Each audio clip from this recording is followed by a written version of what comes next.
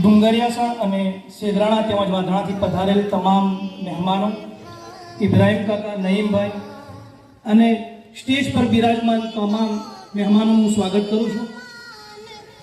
જુઓ, કહેવાનું આમાં કંઈ વધારે હોતું નથી, કારણ કે 10 ગામ હતા આપણા જોડે અને કોંગ્રેસ પાર્ટી જોડે ચોઈસ કરવા માટે 10 ગામ હતા. 10 ગામમાંથી જિલ્લા પંચાયતના ઉમેદવાર એ ચોઈસ કરી શકતા હતા, પરંતુ એમને છેલ્લે વિશ્વાસ કોના ઉપર મૂક્યો આપણને ખબર છે.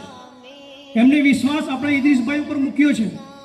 હવે કામ આપણું છે, કારણ કે કોંગ્રેસ પાર્ટીએ તો મેન્ડેટ આપી દીધું છે, એમનું કામ કરી દીધું છે, આપણને સાચવી લીધા છે.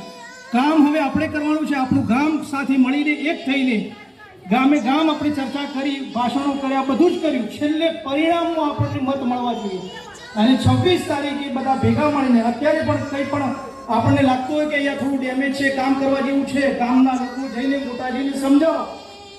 છેલ્લે પરિણામ જે આવે એ જ સાચું હોય છે.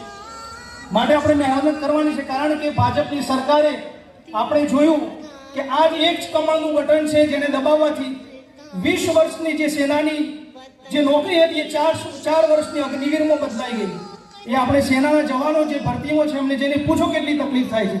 આ એ જ કમળનું ફૂલ છે કે જેનું બટન દબાવવાથી 400 રૂપિયાનો સિલિન્ડર 900 ને 1000 પહોંચી ગયો.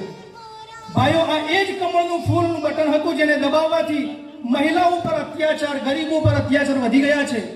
બળાત્કારીઓના અને ગુંડાગર્દી કરવા વાળાઓના હોસલા વધી ગયા છે. મિત્રો, આ એ જ કમળનું ફૂલ છે જેનું બટન દબાવવાથી છેલ્લા 30 વર્ષથી આપણે જે ખેડૂતો ભોગવી રહ્યા છીએ, જે મોંઘવારી, આપણે કરિયાણાનો ભાવ જોઈએ, તેલના ડબ્બાઓનો ભાવ જોઈએ, આપણે રોજિંદી પ્રક્રિયામાં જોઈએ. આપણે કંઈ મોટી વાત નથી કરવી કે આપણા ઘર ગુજરાન ચલાવવું ભારે પડી ગયું છે. મધ્યમ વર્ગ અને ગરીબોનું જીવવું બેહાલ થઈ ગયું છે. છેલ્લા 30 વર્ષથી એક જ સરકારને આપણે કેટલા સુધી રાખીશું? હવે પરિવર્તનનો સમય આવી ગયો છે. આપણને એવું લાગતું છે કે આ સ્થાનિક સ્વરાજ્યની ચૂંટણી છે, આમાં શું થશે? અરે ભાઈ, 2027માં આપણું વિધાનસભાનું ઇલેક્શન પણ આવી રહ્યું છે. અત્યારથી જ પાયો મજબૂત કરીશું તો આપણે આગળ વધીશું અને 2027માં આપણે કોંગ્રેસની સરકાર, રાહુલ ગાંધીજીએ કહ્યું હતું કે 2027માં લખીને લેલો પરિવર્તન આવવાનું છે અને મારા કોંગ્રેસના બબ્બર શેરો આ કામો અત્યારથી જ લાગી ગયા છે.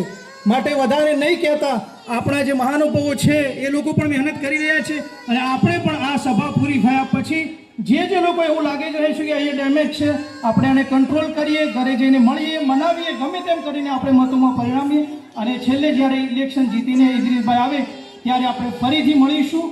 બધાનો ખૂબ ખૂબ ધન્યવાદ, ખૂબ ખૂબ આભાર.